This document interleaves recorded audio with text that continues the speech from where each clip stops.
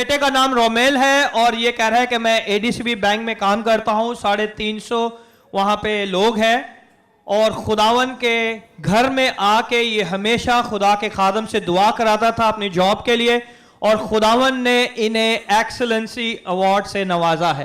तालियां बजाएं खुदावन के जलाल के लिए, क्योंकि खुदावन के खादम ने अभी आपसे कहा कि आप उसकी नजर में जलीलुल कदर हो।